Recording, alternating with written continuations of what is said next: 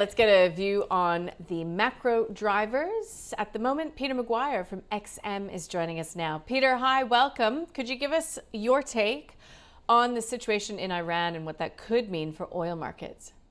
Well, good morning, Nadine. Yeah, certainly. I mean, first off, it's a tragedy. Second, you've got naturally the geopolitical concerns that could be wrapped up in that. And I wouldn't be surprised that crude takes a little bit of a jump to the upside.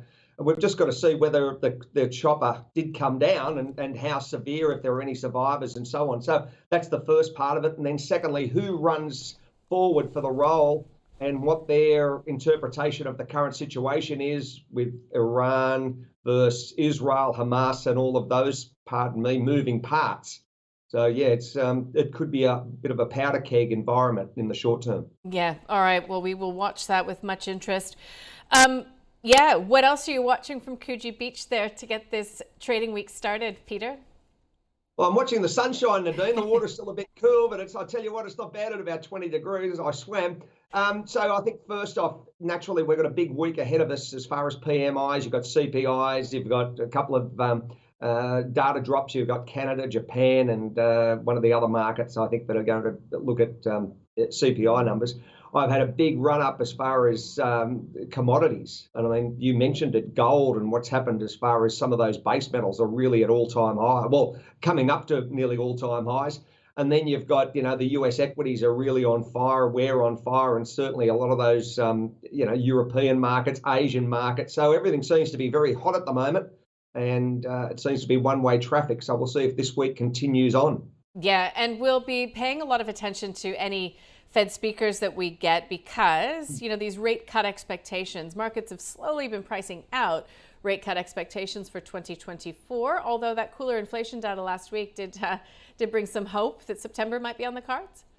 Exactly. I think that's where it is. It's you've just got to work through the summer period, see how as far as naturally non-farm payrolls as well. And then, the stickiness of the inflation, if that continues to draw down, then that's going to be a good sign. And you might get a thank you from the Fed in September, as you mentioned. So we've just got to see. That's a few months off yet. There's a lot of water to pass under the bridge. And, we're very much focused also with about 5 and a bit months out from an election. So, yeah, there's many different components to this. And as far as US dollar strength, that's even, fairly choppy against a lot of its trading partners as well.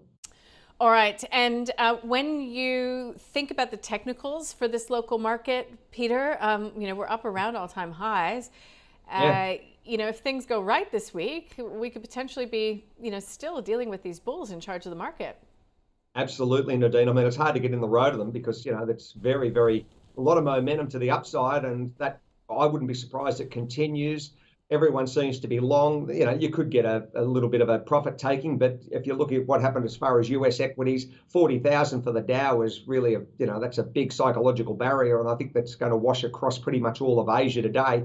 So yeah, upside. Are we going to see an 8,000 handle for our market shortly? I wouldn't be surprised. Maybe over the next matter of weeks. I think the overall momentum is strong, and after that, well, it's too hard to really forecast too many months out because once you get to all-time highs, people get nervous and sometimes, you can see a little bit of a wipeout, 4 or 5% washed out in a matter of a couple of weeks.